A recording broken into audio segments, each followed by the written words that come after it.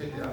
Pero vamos a hacer análisis de Moyer, Ana Carioso también es cortito, análisis de James y análisis de Wolf.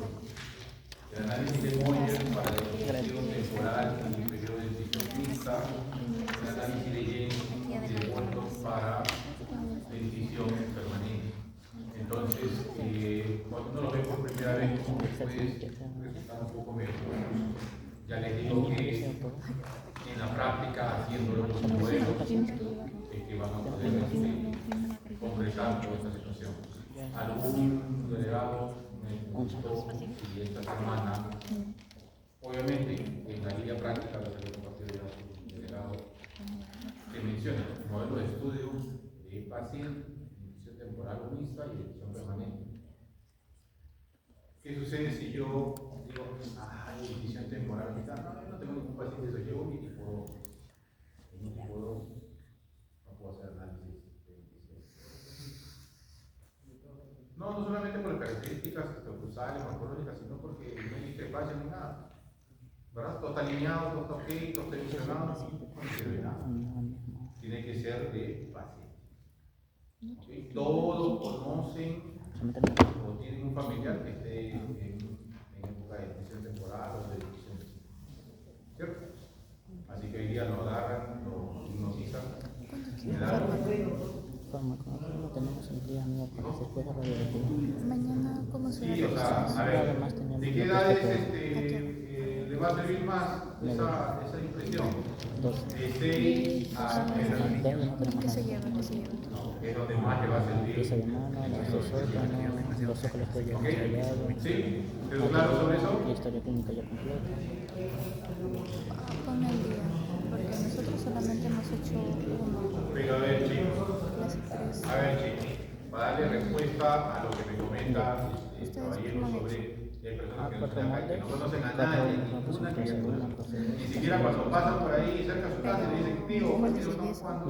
Porque ya le dicen tío, yo no. De hecho, voy a eso cuando le dicen, tío, estoy jugando, ven permiso. ¿Qué haces? Si tu compañera si es de acá y tiene su tipo 2, le dices, amiga, por favor, tomo impresión a tu tipo 2, a tu modelo de estudio y a tu tipo 2. ¿Cierto? Así de fácil. Así de fácil, no hay vuelta que darle. ¿Cómo? Lógico. Si tengo mi compañero que sí tiene su paciente, si tiene el niño que le ha tomado, pues digo, oye, préstame tu tipo, le tomo impresión y ayúdame. ¿Ok? Vamos.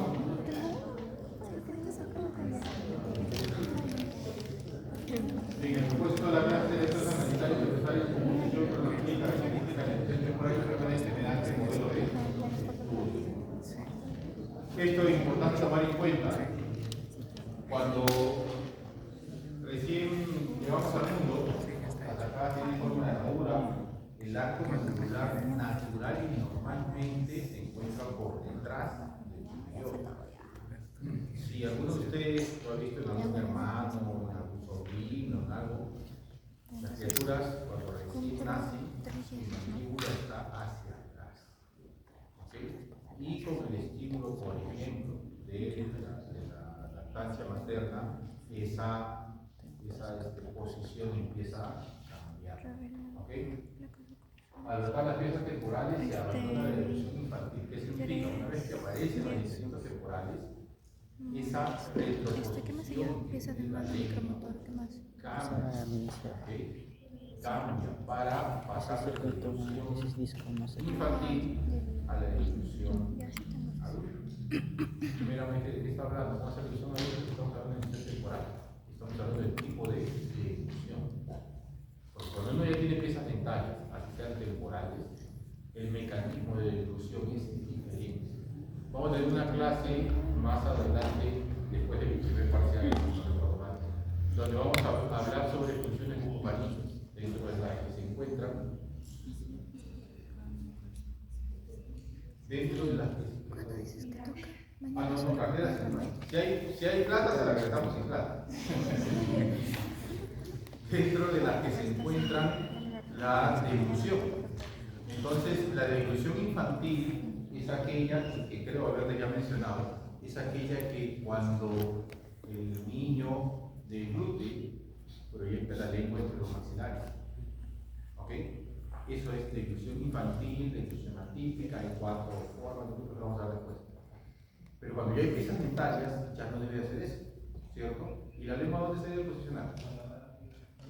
En el paladar, inmediatamente por detrás de los incisivos centrales superiores. Esa es deglución aguda. Y se presenta cuando ya están mencionados los dientes. A eso es que se refiere. ¿Ok?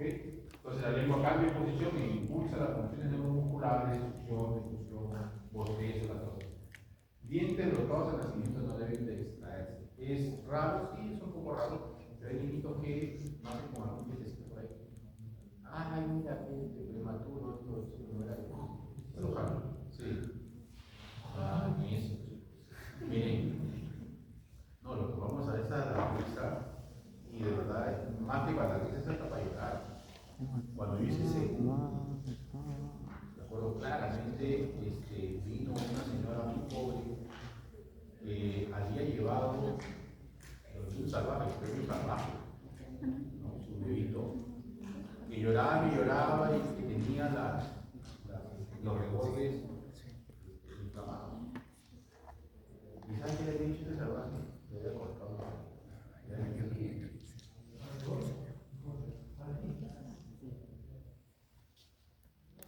Hasta ahora se busca lo que quiere hacer. Y ahí le metido y a un recién nacido, decía que 3 meses. Ya está, ese es el nombre. ¿A qué hora operatoria dental? Hay mucho de eso, y hay odontólogos que no se preparan y hacen barbaridades también. Como por ejemplo, cuando hablemos de diastema central, 9:15. todos se ubican que es un diastema, ¿cierto? 9:15 PPR. El diastema central Fármaco se ve 7:45. como algo Radio tan 9:15. tan En la mañana tenemos. minúsculo. Tiene Esto 9 que es. etiologías. 7:45. 9 etiologías posibles. Y la única forma correcta de tratarlo es primero determinar qué etiología es la que ha causado el tema. Una de ellas es el frenillo vestibular de infracción baja. ¿Qué sucede cuando se levantan el labio? El frenillo genera una zona isquémica, ¿no? Pero ¿qué pasa? Cuando estamos a esta edad, los frenillos no están sobre el reborde, no. Están sobre el reborde. Cuando viene el primer proceso eruptivo, ese frenillo va alejándose del reborde. Por lógica, cuando venga el segundo periodo eruptivo, ese frenillo se va a alejar más. Será entonces consecuente que comienzan a distribuir ya la sintonía niños de 3, 4 años. Y eso es súper común. Es súper común. Entonces, siempre recuerden que traten a sus pacientes como les gustaría que los trataran a ustedes, a sus hermanos, a mañana más tarde a sus hijos. Hay que tener mucho cuidado. Porque supuestamente ya fue. Eso me viene. Bien, composición de la dentición temporal, 20 piezas dentales, ¿cierto? ¿Verdad? Tenemos incisivo central, incisivo lateral, canino, primer molar y segundo molar. ¿Qué grupo de tallos no existe en la dentición temporal? Premolar. ¿Ok? Nomenclatura, forma de llamar.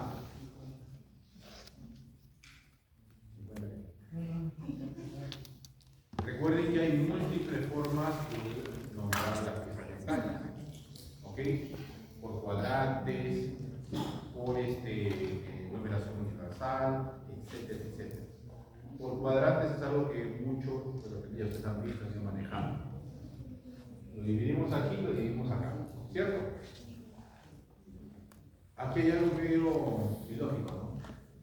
Si esta es dentición temporal,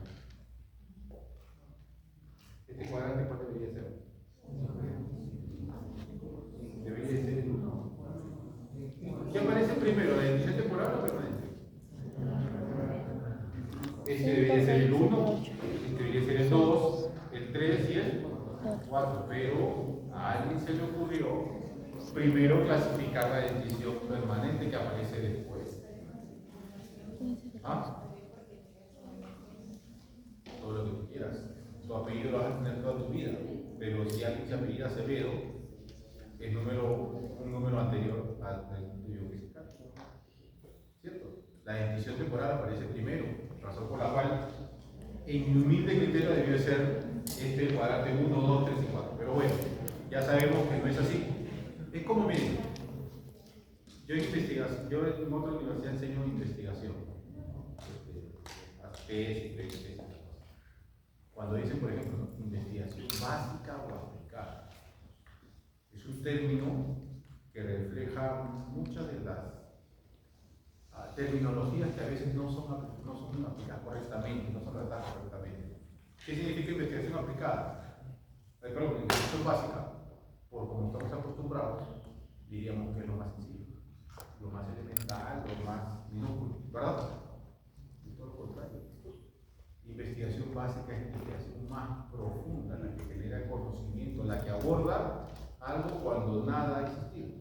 Por ejemplo, la teoría de la relatividad de investigación. Nadie antes había estudiado sobre el tema. Y aplicada es cuando yo utilizo los conocimientos que están presentes para poder realizar. Acá es lo mismo. Tenemos entonces cuadrante 5, 6, 7 y 8. Y le damos este número en referencia a la cercanía a la línea media. 5, 1, 5, 2, 5, 3, 5, 4, 5, 5. Y así sucesivamente por cada cuadrado. ¿Ok? También den letras ahí porque también se puede llamar por letras. Le hacen el símbolo del cuadrante y le ponen un símbolo así, ¿no? Por ejemplo. Ya saben que el cuadrante superior, derecho. Y le ponen una letra, ya saben que es incisivo central. Si le ponen la B lateral, si le ponen la C camino, la D. ¿Sí? ¿Comprendieron la nomenclatura? ¿O alguna duda sobre la nomenclatura? ¿Está claro, verdad? ¿Está claro? ¿Cómo dudar? ¿Quién se lanza con la terminología inducción?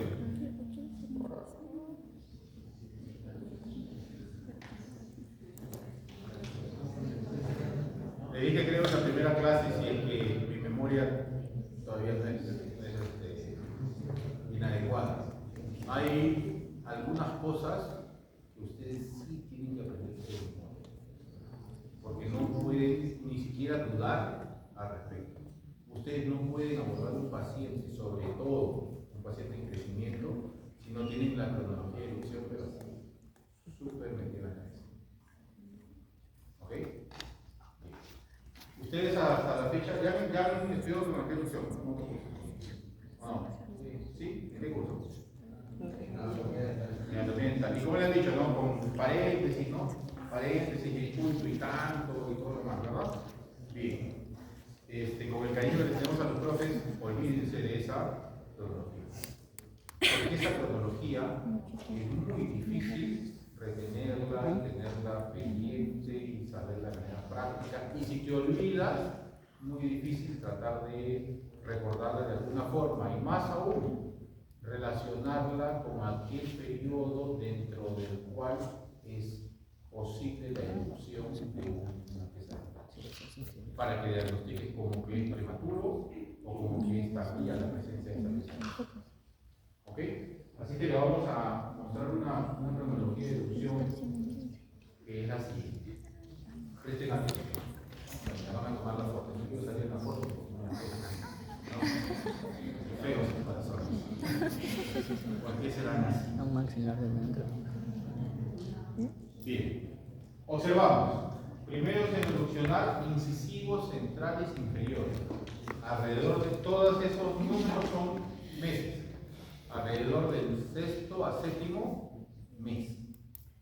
¿Ok? Primero induccional.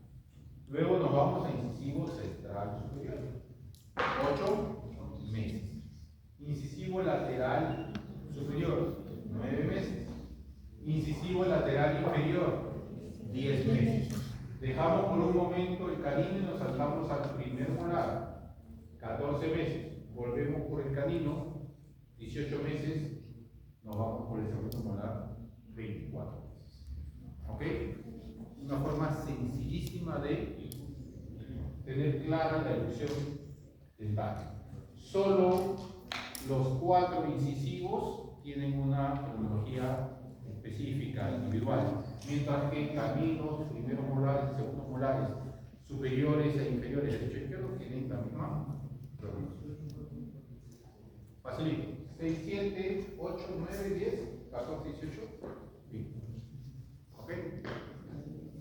A esta cronología, a este tipo de cronología le llamamos de los 6 meses. ¿Y por qué le llamamos de los 6 meses? Porque para diagnosticar si hay un retardo en la elusión o es una elusión precoz, vamos a tomar 3 meses antes o 6 meses después de estas fechas dentro de un periodo de elusión normal. Recuerden que en el ser humano no hay nada que sea exacto, estricto, rígido. Hay parámetros y la desviación estándar para la elusión de la decisión temporal son 6 meses. ¿Correcto? Si decimos entonces que tengo un paciente, ¿okay?, que tiene 20 meses y que aún no ha evolucionado el camino superior, ¿está alterada su cronología o está superior? Está dentro del parámetro. ¿Ok? Si tiene 16 o tiene 15 meses y le evolucionó, está bien, está dentro del parámetro. ¿Ok? ¿Comprendieron? ¿Alguna duda?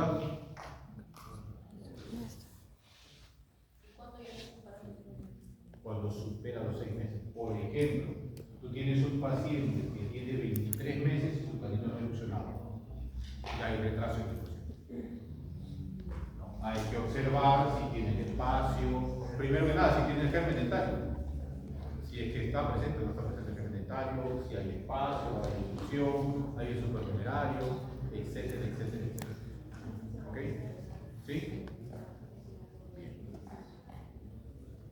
Obviamente que esta cronología no es que yo me la he inventado, está en el libro de Bellini, ¿ok?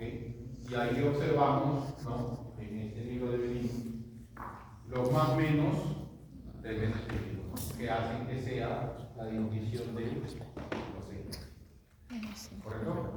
¿Ok? Ese es el sustento, a través de lo que estoy diciendo, ahí evalúa desde los 5 meses en el útero, cómo es la evolución de todas las estructuras dentarias hasta que completa la decisión temporal e inclusive cuando empieza la permanencia. ¿Ok?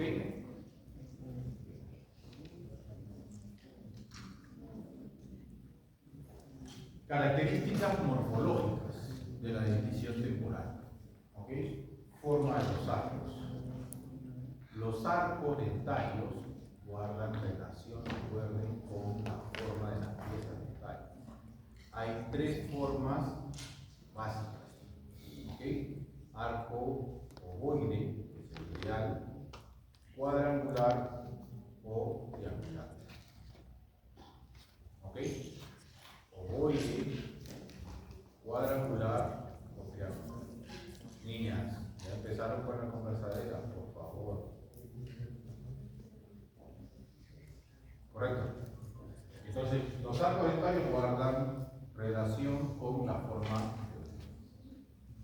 Recuerden una cosa, tanto en niños como en adultos. ¿Alguna vez han visto un paciente corpulento, ¿no?, y que tenga dientes delgaditos? No hay, ¿verdad? No. O lo contrario, ¿no? Carita delgadita, chiquitita y unos dientazos. Tampoco. ¿Verdad? Es cortito. Número de dientes, ya sabemos que son 20. 20. ¿Ok? Tamaño. El tamaño se refiere a la comparación que se hace entre la decisión temporal y la decisión permanente.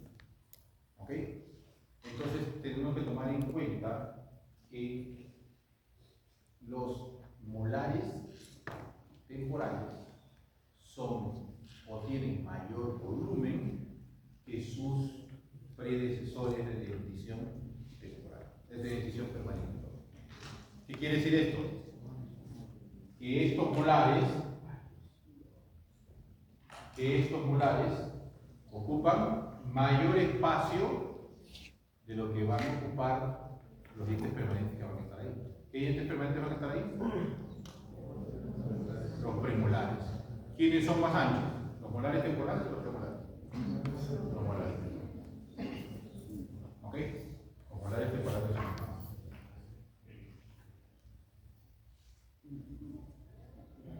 Color. ¿Qué color tienen los dientes temporales? Blanco lechoso. Por eso le dicen dientes de leche. Blanco lechoso. Es un blanco bien particular.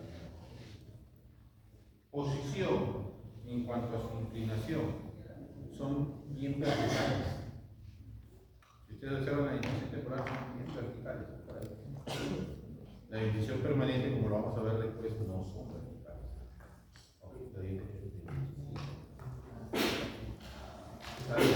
Salud. Salud. Muy bien. Diastemas. Decíamos hace un rato lo que son diastemas. ¿Cuál es la definición de diastemas?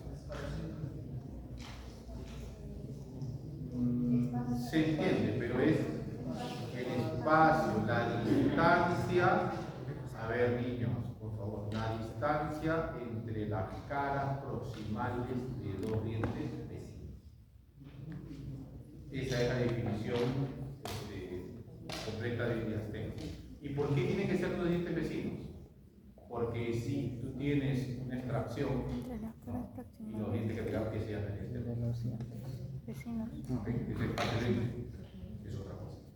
¿Comprendieron? ¿Sí? Espacio dentro. O sea, por ejemplo, vamos a suponer que a ti te quitaron un diente, ¿no? Fijo, te quitaron un diente. Este diente que te quitaron aquí es con el diastema. Ese es el espacio de dentro. ¿Ok? ¿Sí? Entonces, ¿los diastemas son beneficiosos o perjudiciales en la dentición temporal? Beneficiosos. ¿Cuáles son beneficiosos? He dicho primero cuáles, no porque cuáles.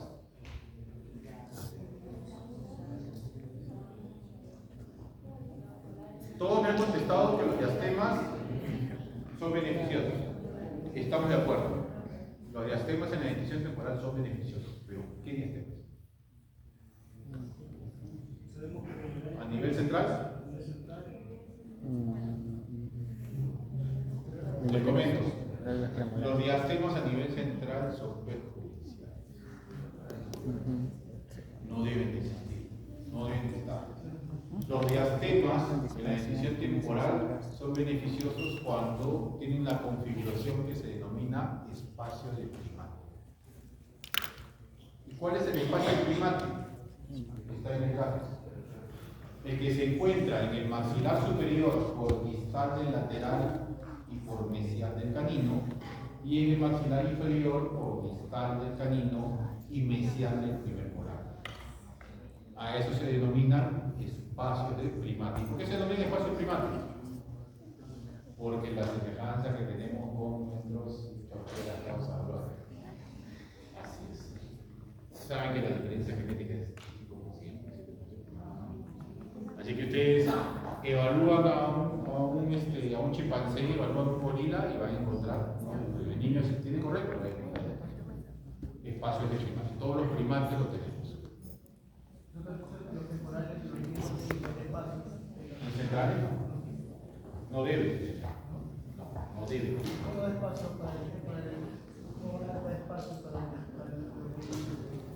Para los dientes que son más grandes. Ahorita llego a eso. Bien, entonces, ¿qué sucede? Cuando hablamos del tamaño, dijimos que los dientes molares son más grandes que sus predecesores. Sin embargo, los caninos e incisivos son más pequeños, ¿verdad? Entonces, cuando se da el proceso eruptivo, este espacio del primate ayuda a compensar esa situación. Lo mismo que el maxilar inferior, aquí hay algo importantísimo, por lo cual a veces se puede evitar muchas maloclusiones. Cuando el niño está échale sal y pimienta. Cuando el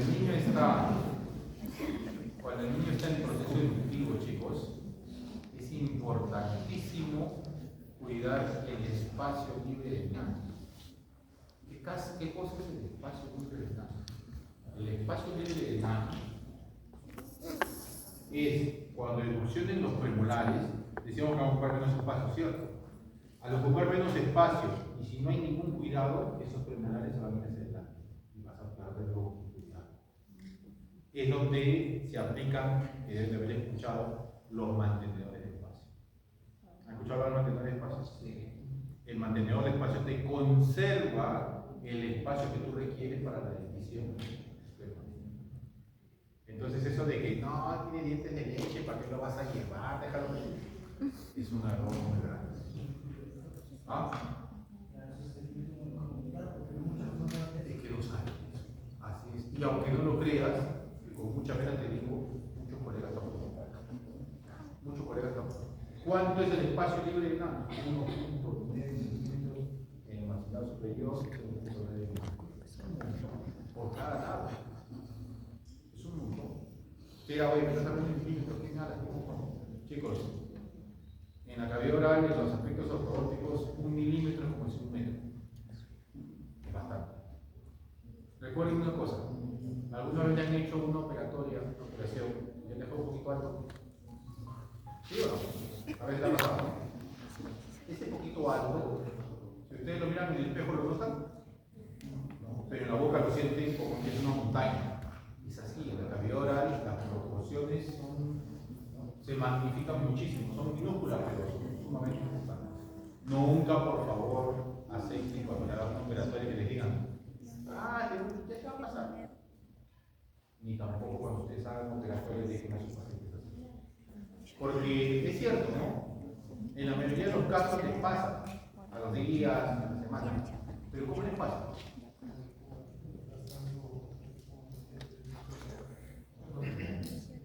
¿Ah? La oclusión se adecua y la daña. ¿Qué cosa daña? La articulación temporomandibular la destroza. La articulación cambia para poder adaptarse a ese cerro que acabamos.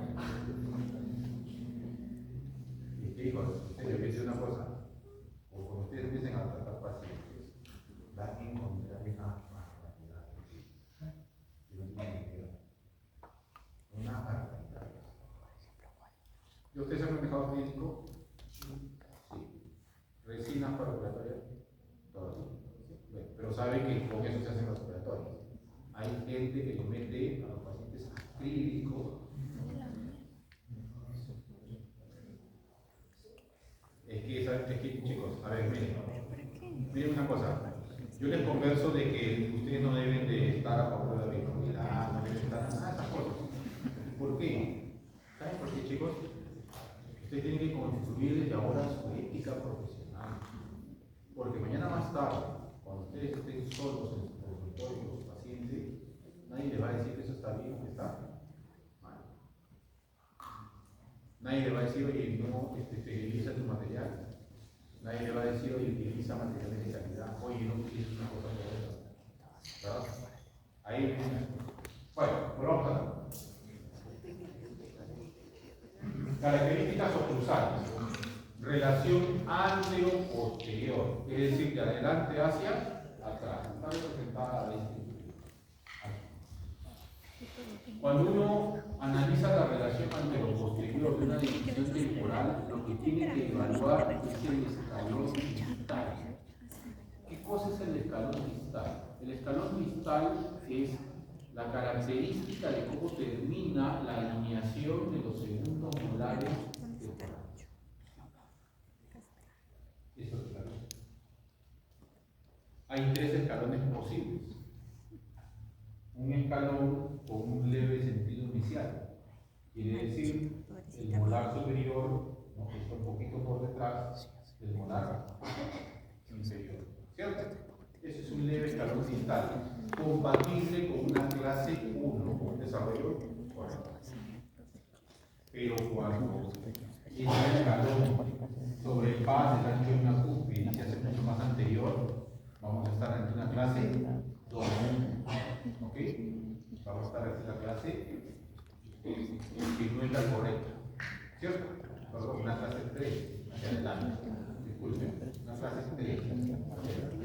Y cuando sea lo contrario, cuando venga el sector posterior y haga esto hacia atrás, ahí vamos a hacer una clase 2. ¿Ok? Entonces lo que se evalúa es la posición de las segundas molares. Asimismo, en el sentido antero-posterior, tenemos que evaluar cómo fluye el canino. ¿Y cuál es la posición correcta? Que la cúspide del canino superior debe de ocluir en la tronera. La tronera significa el espacio, ¿no?, entre el canino y el primer molar. ¿Ok? Esa es una relación correcta en sentido antero-posterior. Porque tengo una bonita, no sé qué.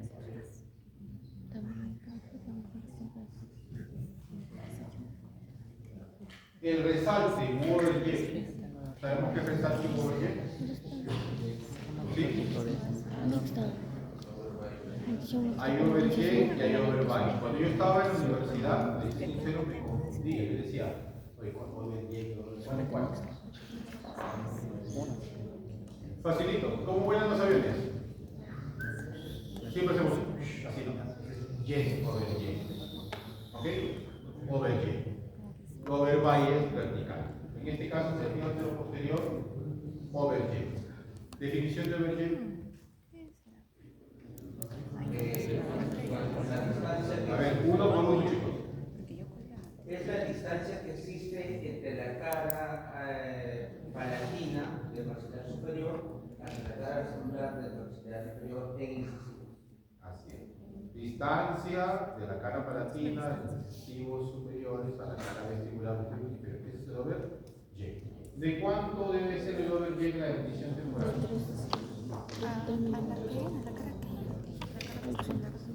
De 0 a 2 milímetros. ¿Ok? Y además hay un dato importantísimo como diagnóstico de si esa oclusión está correctamente desarrollándose de manera adecuada. Esto de aquí. Que cada pieza superior ocluye con su antagonista y con el vecino. Si observamos, por ejemplo, el primer molar superior ocluye con su antagonista, el primer molar inferior, y con el que le sigue. ¿Quién le sigue? El segundo. Entonces ustedes analizan la oclusión del paciente y dicen, oye, a ver, está ocluyendo con el superior, con su antagonista y con el que le sigue. Y está así sucesivamente. Si está así, sabemos que antes o posteriormente está correctamente. ¿Ok? ¿Sí? Relación transversal, en ancho, ¿no? De derecha a izquierda. La arcada superior siempre debe ocluir por fuera de la arcada inferior. Cuando está en lo contrario, ¿cómo se llama? Cuando el inferior ocluye por fuera de la superior. Mordida cruzada. Y cuando ocluye la superior por fuera, pero tanto que ya no hay contacto aquí y esta cumplida se acá. Mordida en tijera. En tijera. ¿Ok? Mordida en tijera. O estado de prueba intermedia. Mordida en tijera. ¿Ok? En la relación vertical, el sobrepase o overpase. Esa sí es en sentido vertical, de arriba hacia abajo. Definición. Personalmente que piden un solo modelo. Es la distancia que existe en el borde incisal del maxilar superior o el borde incisal del maxilar inferior en forma vertical. Así es cuánto está cubriendo el incisivo central superior al incisivo central inferior en sentido vertical. ¿Ok? ¿Sí? Bien, y aquí hay algo, por favor, que quiero también que tengan muy en cuenta porque muchos profesores de repente la hacen lo contrario. El overbite no basta con medirlo en milímetros y decir, tengo 2 milímetros de overbite, tengo 3 milímetros de overbite. No es suficiente. Hay que convertir esa medida en porcentaje. El overbite se tiene que expresar en porcentaje. ¿Y por qué en porcentaje? Porque ¿acaso todos tenemos los dientes de la misma altura? No. Pero el 5% del Señor representa el 5% del Señor.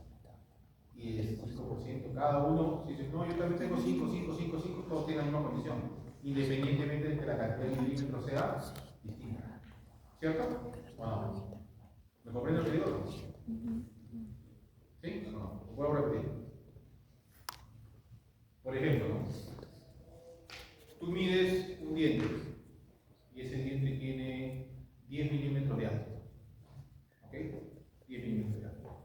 Y tienes de overbite 2.5 milímetros. ¿Cuánto representa?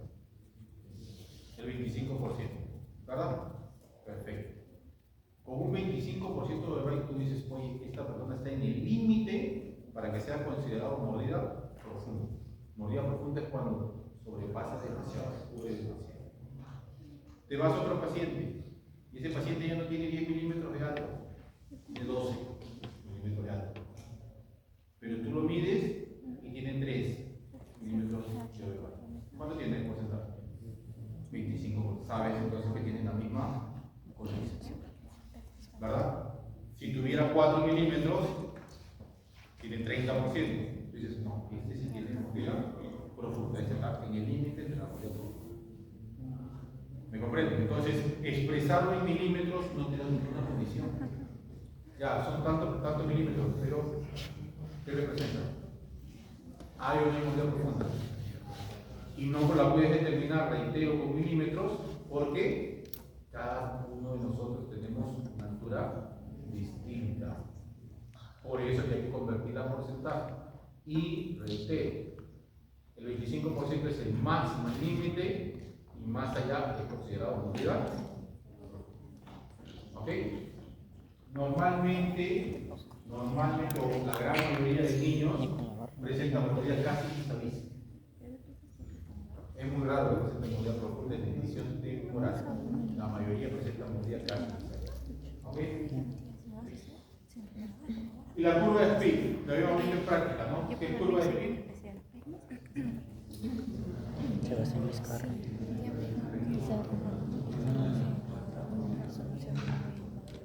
Es la línea imaginaria que se traza desde las cúspides, desde las piezas anteriores, de los informes necesarios contra las piezas anteriores hasta las cúspides de piezas posteriores. Que deben ser casi planas, ¿verdad? Está dado como de 0 a 2 milímetros. Oye, ¿por qué pedí a la clase no vamos a acabar? Hay muchísimo por hacer. ¿Ah? Es interesante que características funcionales. ¿Para qué nos sirve la decisión temporal? Obviamente, ¿no? Para la masticación. Es el mejor mantenedor de espacio. Es el mejor, no hay otro. Es el mejor mantenedor. ¿Ok? Para la expresión moral, para estimular el sistema de los maxilares, para la estética. Hoy por hoy, ustedes saben que no hay más cosas que los niños. El niño te destroza por el mundo. ¿Verdad? El mundo. ¿Cierto? Entonces, mucho cuidado. Entre ellos, dentición permanente. ¿Ok? La dentición permanente. Cantidad de piezas necesarias 32. ¿Verdad? Divididas en incisivo central, lateral, canino, primero, segundo molar, primero, segundo y tercer molar. ¿Cierto? La nomenclatura, lo mismo que ya habíamos visto, a diferencia que están empezamos aquí, cuadrante 1, 2, 3 y 4. Se asocia también mucho a lo que es la nomenclatura internacional. ¿Cuál es esa? Si ustedes dicen 1, ustedes dicen 1, por favor, ¿qué pieza es? La 1. Tercer molar superior derecho.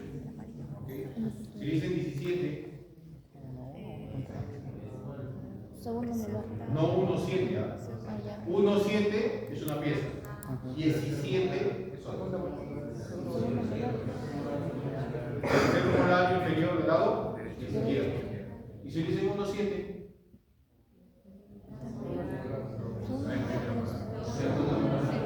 segunda molar superior del lado derecho. 1,7. 17. ¿Ok? Ojo con esa parte. ¿Alguien tiene dudas? Pero con la diferencia. Ah. Ya. El sistema universal, a ver, Solo en vez de chicos, poner por favor, el sistema universal, ¿cómo es? Le da numeración desde el 1, yendo en este sentido hasta el 32. Y ahora empieza con Ah. 17. Quiere decir que este es el 32. Pero 17, 16, el 8, y así hasta el 1. ¿Ok? ¿Sí? ¿Comprendieron?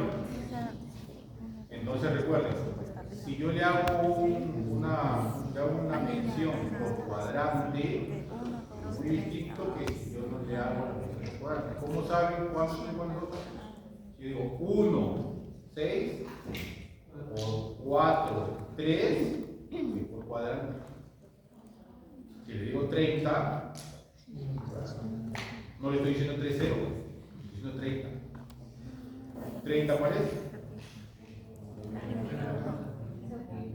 Primera molar inferior grado. ¿Ok?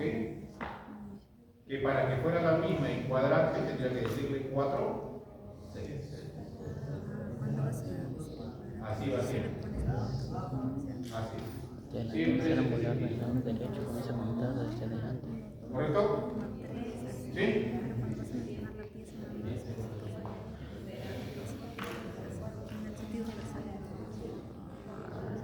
Esa línea me representa. ¿Dónde? ¿Quién se me lanza la cronología de inducción permanente? Obviamente como te Salud, Luchito. Gracias. aquí entonces, chicos, Se me tira el mes. presten atención por favor. Acá entonces sí tenemos que dividir maxilar superior de maxilar inferior para que sea más fácil de comprender.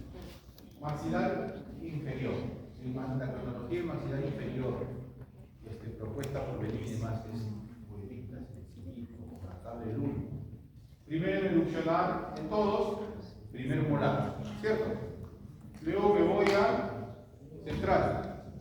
Si este era a los 6 años, obviamente aquí todos son años, si este es a los 6 años, central inferior a los 7, lateral a los 8, canino a los 9, primer molar a los 10, segundo molar a los 11, segundo molar a los 12, tercer molar a los 18, 21, 23, y este salto es alta. ¿Ok? ¿Sí? Súper sencillo.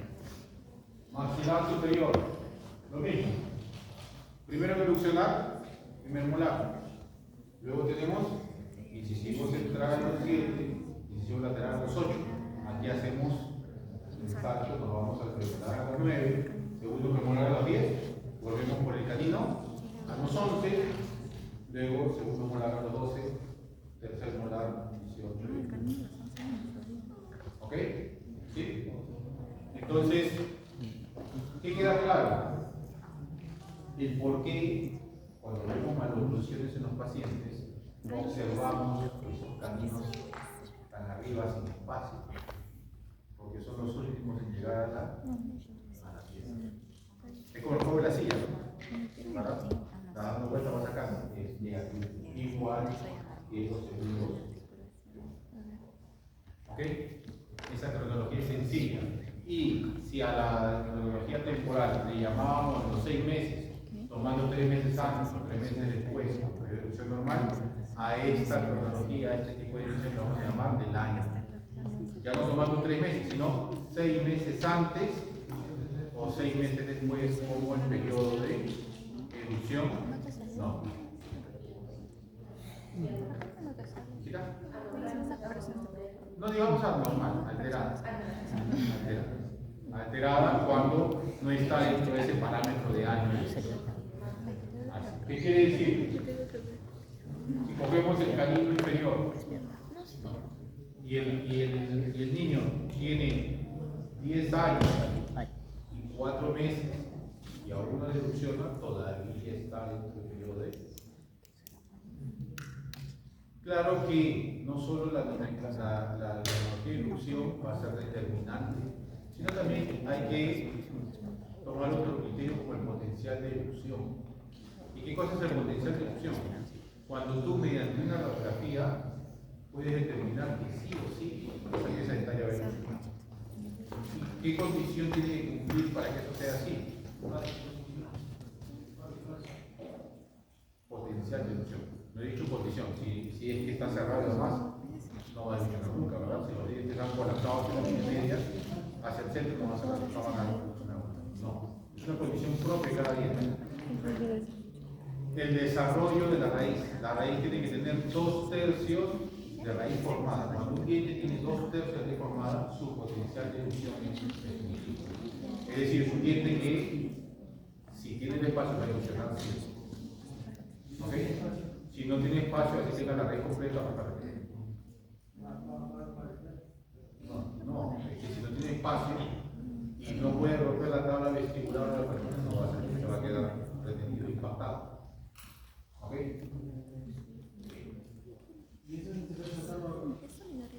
No extraerlo, sino hacerlo ilusionar. Para eso está tratado. Lo hacemos, lo traccionamos. Lo traccionamos, lo colocamos en el lugar. Ahí sí, ahí sí. Aquí está lo que les decía de los más o menos 6 meses de mini. Está desde el primer lugar en. ¿Sí?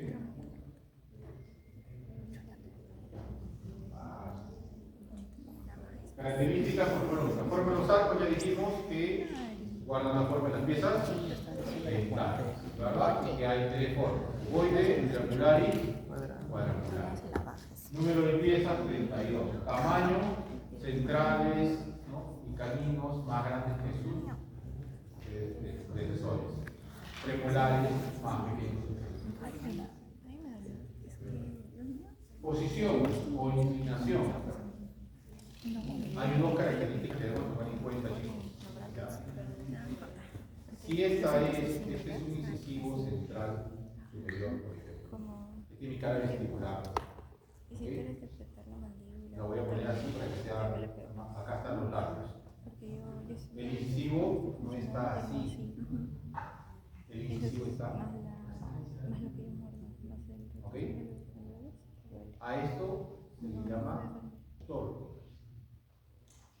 El torque es la inclinación vestíbulo-palatina de las piezas dentales. Torque. Ciertamente el incisivo central tiene 7 grados de torque. Cada diente tiene un torque. ¿Ok? Tiene 7 grados. Correcto, 7 grados en relación con el plano pulsante. ¿Sí? Pero hay otra característica más. Ahora lo pongo hacia ustedes. Si esta es la línea media, ¿okay? Y este es un incisivo central superior derecho, ¿okay? Y esta es la línea media, este es inicial. Los dientes tienen también un tip. Y el tip, ¿qué cosa es? Es la inclinación mesiodistal. Las coronas están inclinadas por un tip distal. Algunos dientes más que otros. Los caninos tienen un tip de importante. Los incisivos un poco menos que los pequeños. Quiere decir entonces que tenemos una inclinación en sentido mesio-distal y otra en sentido vestíbulo-palatina. La vestíbulo-palatina se llama torque y la mesio-distal se llama tip. Cuando analicemos maloclusión la siguiente semana, vamos a saber las 6 llaves de oclusión llana. Dentro de las 6 llaves de oclusión llana está tip. Diastemas. Los diastemas no deben de. No deben de. ¿Ok? Como te dije, dependiendo de la etiología. Si tú tienes, por ejemplo, un diastema con frenillo de inserción baja faríngeo, si tienes que hacer la frenectomía.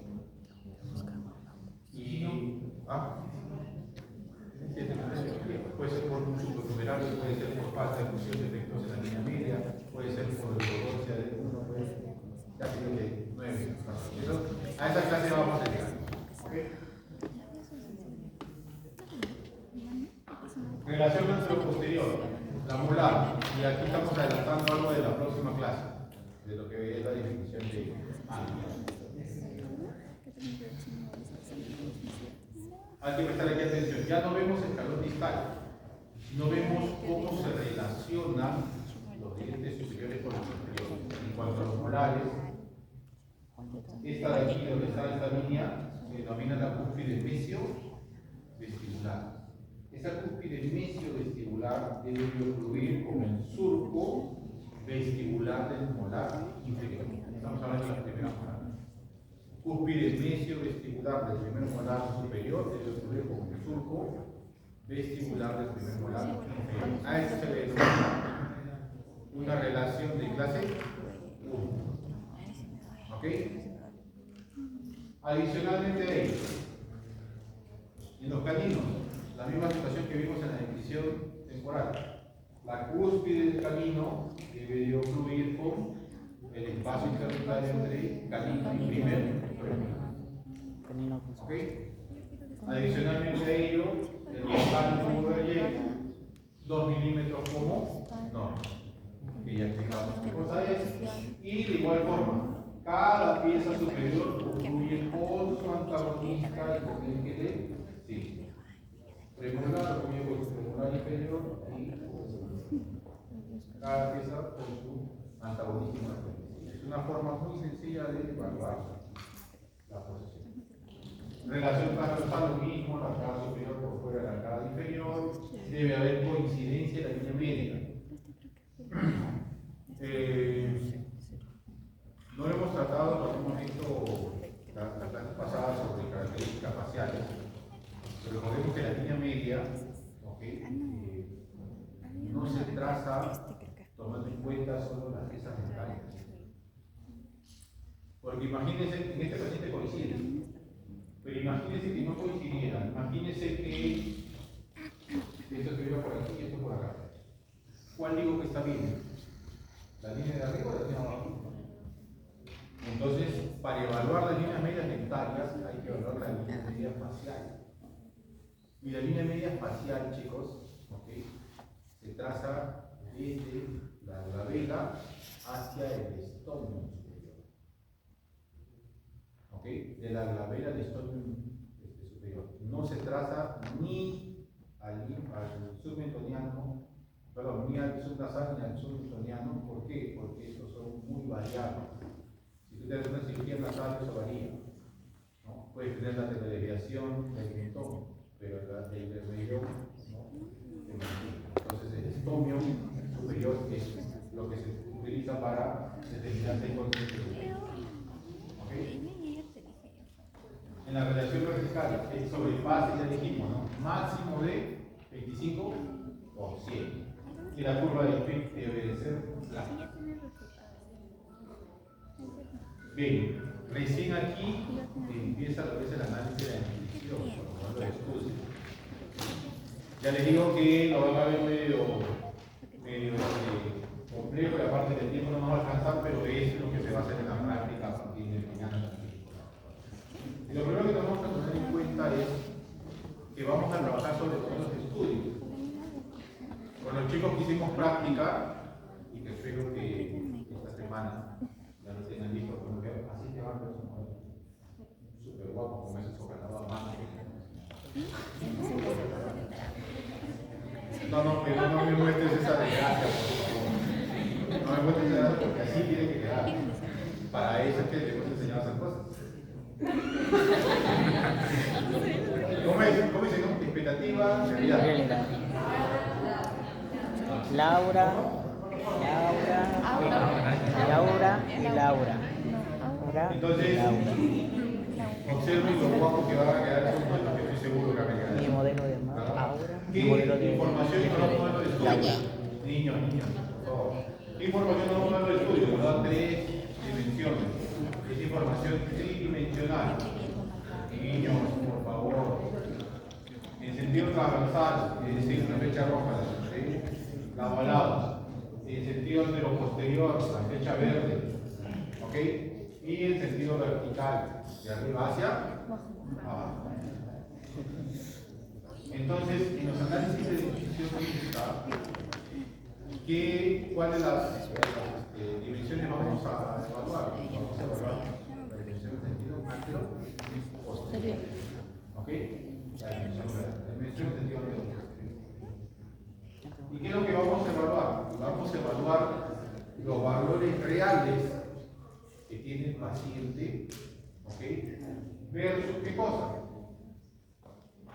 Versus el espacio que requiere para que esas piezas dentarias, chicos, dejen de murmurar, por favor, para que esas piezas dentarias estén correctamente funcionando. ¿Ok? Eso es lo que vamos a pensar. Hay muchos autores, Robert, Johnson, Nance, entonces, existen muchos análisis de incisión. Unos que utilizan, chicos, al fondo, por favor. Unos que utilizan análisis radiológico. Fija, ¿ya? Como el NANS, SPIN, TUBA. Otros que hacen proyecciones estadísticas y ecuaciones. Ahí está Moyer, está NACA, Fitzmartin, la Universidad de Toronto, la ecuación de reacción de oro. Y hay unos que utilizan doble ecuaciones. Análisis estadísticos elabóricos como la de Dixon y Open. ¿Ok? Hay que tener en cuenta algunas cosas. Ninguno de los análisis genéticos es exacto, nada es exacto, ¿okay? Y todos deben ser utilizados como criterio y conocimiento del desarrollo. Es decir, utilizamos el análisis, pero respetamos todas las condiciones de crecimiento y desarrollo. Los incentivos superiores no se usan en ninguno de los procedimientos predictivos. ¿Por qué? Porque varían muchísimo sus características de los personas. En cambio, los incisivos inferiores se utilizan para conocer tamaños de lentes, inclusive pósteros superiores e inferiores, porque son primeros en funcionar, se ven fácilmente y están directamente en el centro del problema de imagen. El primer análisis, el análisis de Moyer. Este señor no fue pastor, fue científico, fue economista, le dio grandes aportes a la ciencia en muchos campos. Realmente un tipo que aportó muchísimo. En el año 73, imagínense, está vigente hoy y es el análisis más utilizado todavía en extensión temporal, creó su predicción del tamaño meso-distal de pulmonares y caninos no evolucionados. ¿Qué quiere decir esto? Este análisis nos va a decir, oye, yo tengo a mi paciente en extensión temporal con extensión mixta. La cantidad de hueso que tiene este paciente es suficiente para que funcionen correctamente sus caninos y pulmonares.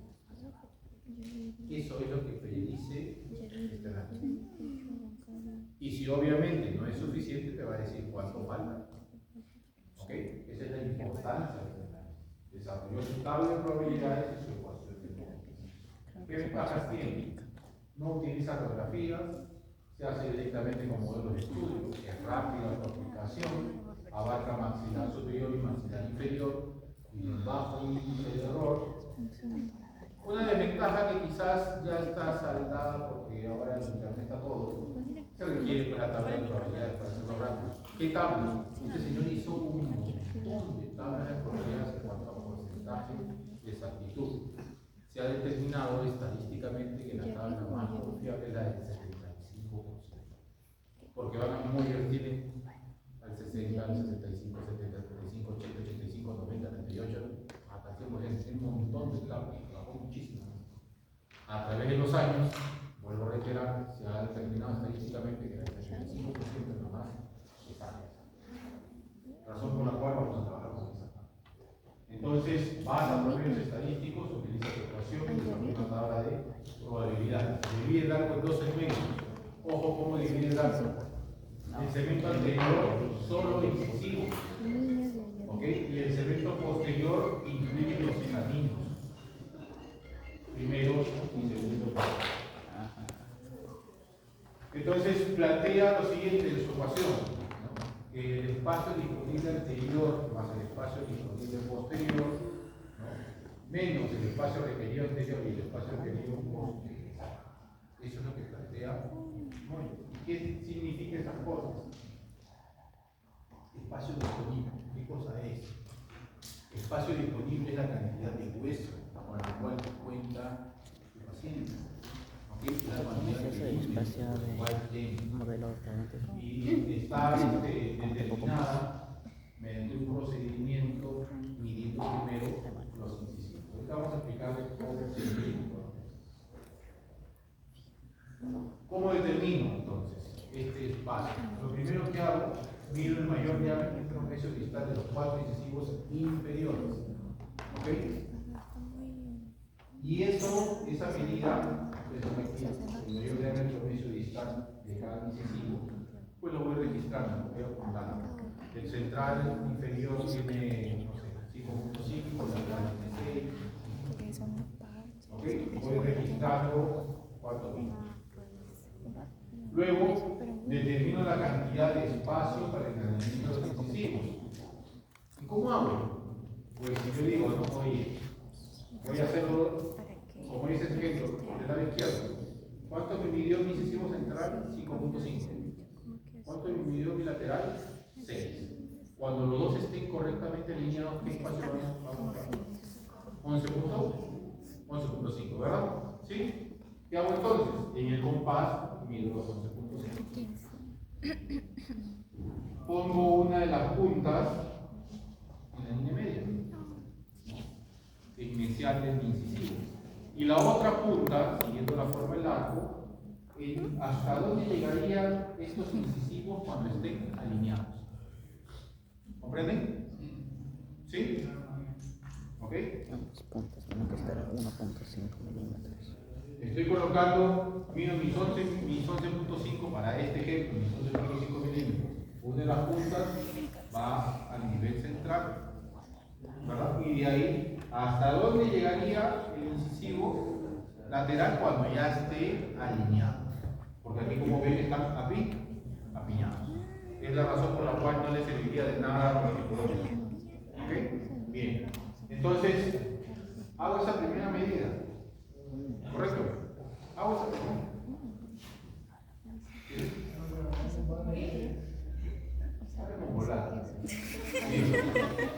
Hago esa primera medida. ¿Correcto? ¿Ok? ¿Qué hago luego?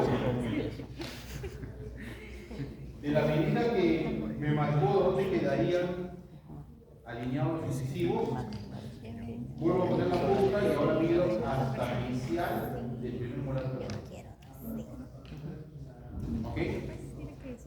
Este espacio que he medido aquí es el espacio que dispongo, el espacio que tengo para que me funcione el camino síntesis.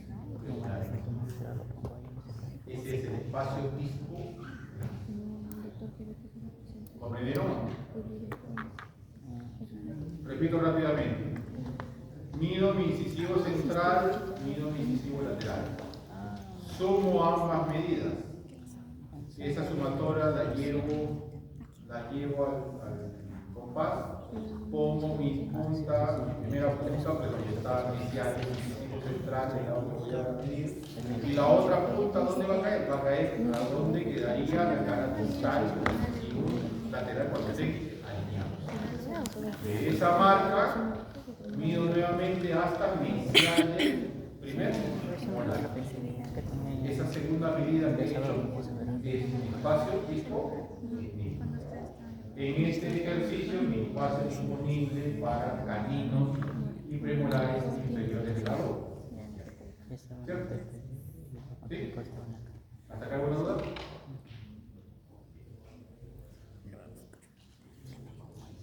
El espacio requerido. ¿Qué cosa es el espacio requerido?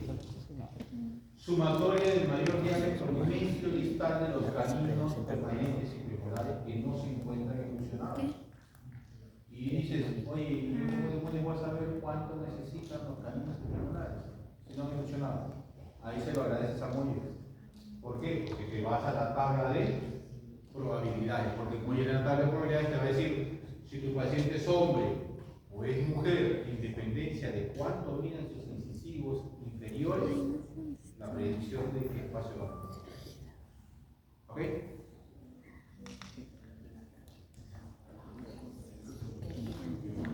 Dicho ahí, ¿qué te va a dar? Cuando tú hagas el análisis de Moyer, te va a decir cuánto necesita este premolar que, como ven, está retenido, impactado. ¿Se me dio alguna vez? Nunca, ¿verdad? Y está inclusive transversal, y está mirando hacia afuera. Cuando esta paciente ya es ahora, tiene 19 años, todo está correcto.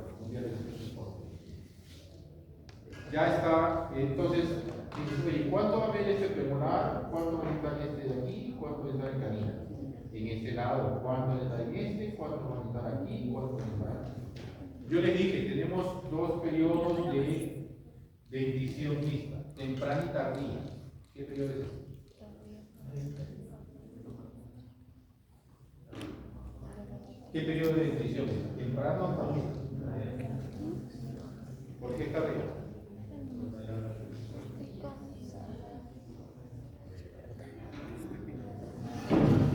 ¿Cuál es?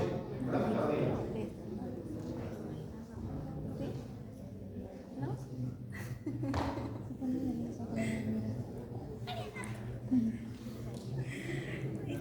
Yo les digo conceptos, ¿cuál era cada una? El periodo de dentición mixta temprana, porque no he ilusionado ningún canino ni ningún premolar. Acuérdense de eso. ¿Ok? Este es el periodo de dentición mixta temprana. Entonces, con lo que ya saben, y la próxima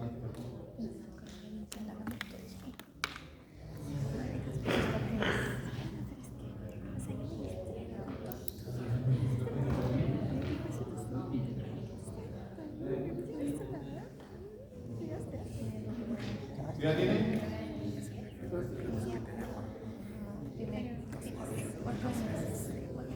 Tomando en cuenta que no tiene alteración de reproducción.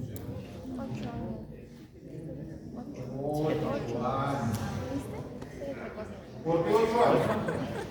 Porque decíamos que erupciona a los 6, luego a los 7, a los 8 y este canino a los 9. Todavía el canino no. ¿Verdad? No, sí dice. Avanzamos. Los caninos permanentes. Entonces, cuando yo comparo mi espacio disponible, es decir, lo que tengo, con mi espacio requerido, que es lo que necesito, puedo tener 3 respuestas posibles. Una discrepancia positiva, cuando el espacio disponible, es decir, la cantidad de hueso, es mayor que el espacio requerido, es decir, el volumen dentario. Tengo más hueso que el volumen dentario, razón por la cual tienen espacio reducido. Una discrepancia negativa, cuando el espacio disponible es menor que el espacio requerido. Quiere decir que me va a faltar espacio para evolucionar. Y una discrepancia nula, cuando el espacio disponible es igual al espacio requerido. ¿Con qué pacientes asociamos la discrepancia positiva? Cuando yo digo, oye, acá me va a sobrar espacio. Tengo más hueso que volumen dentario. Pacientes con diastemas, ¿verdad? No los de primates, sino diastemas por otros sitios. ¿Con qué asocio un paciente con discrepancia negativa? Con amigos. ¿Cierto? Y cuando el paciente tiene las piezas correctamente posicionadas y espacio a nivel primario, debería de ser una discrepancia. ¿Okay? Esa es la tabla de probabilidades de Moyers al 75%. ¿Ok? ¿Ya? Dense cuenta de una cosa, que está dividido la predicción para premolares y caninos inferiores, caninos premolares superiores, pero adicionalmente tomen en cuenta que el paciente es varón, el paciente es mujer. ¿Por qué? Porque los volúmenes dentarios no son el mismo. ¿Ok? Bien. Y en todos, sean inferiores, chicos, estamos explicando, no están en la cháchara. Sean inferiores o sean superiores, ¿qué medida es la que está tomando en cuenta? La sumatoria de los incisivos inferiores. Ya decíamos hace un rato que no se toma en cuenta para predecir la sumatoria de cantidad de incisivos superiores, sino inferiores. Vamos a ver entonces un ejemplo. ¿Ok? Paciente femenina con una sumatoria de 25 milímetros en los 4 incisivos superiores. Estamos diciendo que es mujer. ¿Qué he hecho para hallar mi espacio disponible? Medir central y lateral. Luego esa medida la sumé, la pasé al compás, puse la línea media y medí hasta donde quedarían alineados los incisivos. Luego de esa alineación, en este paciente llegaba hasta ahí, hasta iniciar el primer molar. Este es mi espacio disponible. 23 milímetros en el lado derecho, 18 milímetros en el izquierdo. Me voy a la tabla de probabilidades para saber ahora cuánto requiero. ¿Ok? Entonces, ¿qué dijimos? Oye, mide sus 4 incisivos inferiores, miden 25 milímetros para predecir caninos y temporales inferiores, y es mujer, significa que va a medir 22.4 milímetros. Es lo que va a necesitar los caninos y premolares de ese paciente para evolucionar alineados correctamente. Entonces, lo coloco en la tabla, 22.4, y hago la sumatoria, 23 menos 22.4, 0.6 y menos 4.4. Aquí que tengo, discrepancia positiva, negativa, positiva, por eso que no va con ningún símbolo. Aquí tengo negativa, por eso que va con el símbolo menos. Por lo consiguiente, cuando unifico las dos, No le dije nada. tengo menos. Chicos, pueden callarse, por favor. Hija, si te dice el casco en el tuyo, te va a salir el que está completo, no se vaya. Menos 3.8. El paciente femenino tiene 25 milímetros, y ahora se le pone la tabla, no responde 22. Para el arco superior hago exactamente lo mismo para hallar el espacio disponible. ¿Ok? Para el requerido, recuerden que me voy a la tabla. Entonces, mido el central, mido el lateral, sumo ambos y coloco a donde deberían estar alineados. Y de ese punto, donde deberían estar alineados, hasta el inicial del primer molar, saco la sumatoria de cuánto debería ser. ¿Ok? Me voy a la tabla igual, 25 milímetros para los superiores, le corresponde por una data 21.9. Entonces ya ahí me dijo en el ejemplo, como 21.9, me sale menos 0.4, menos 1.3 milímetros de ¿correcto? Entonces ahí tengo mi resumen, mi conclusión. Los resultados indican que una discrepancia negativa de los 3.8 milímetros en el arco inferior y menos 1.3 milímetros en el arco superior. ¿Para qué? Para un correcto alineamiento de canino sí. Ese es el análisis. ¿Ok? El análisis de Tanaka y Johnson lo que hace trata de simplificar el análisis de Moy y hacerlo en un solo paso. Pero yo les recomiendo una cosa, si bien se lo comparto ahí, aprendan a hacer análisis de Moy.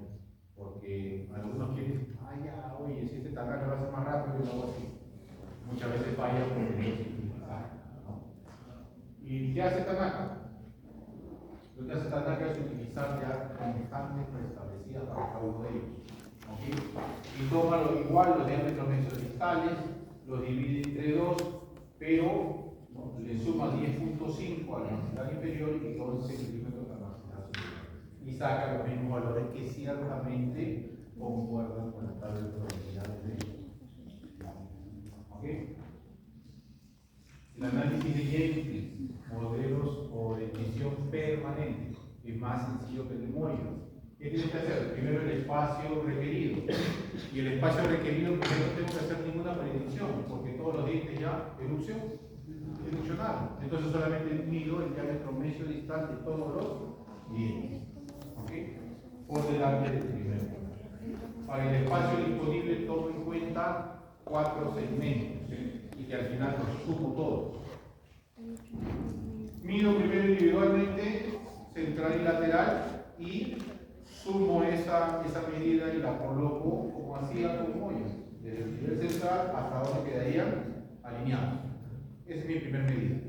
La segunda medida es donde quedarían alineados hasta inicial del primer molar. Mi segunda medida del otro lado lo mismo.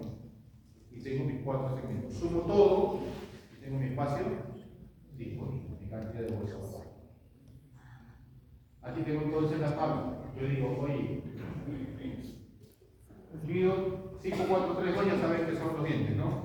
Aquí será superior del lado derecho, superior del izquierdo, inferior del lado derecho.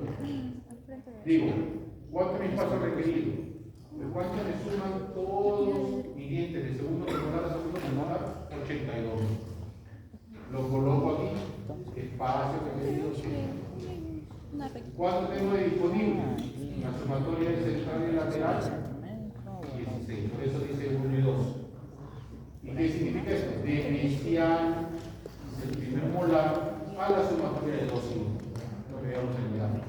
23. Para el otro lado, lo sumo, 77. Dispongo 77, pero requiero 82. Tengo una discrepancia negativa de 2. Chicos, ¿ok? Bien.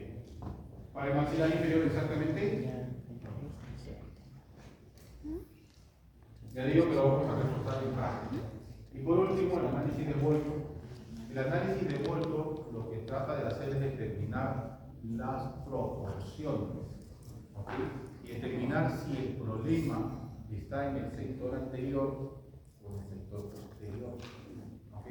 Y ahora de proporción. Voy a pasar rápido por el tema del tiempo, pero vamos a explicar en el práctico.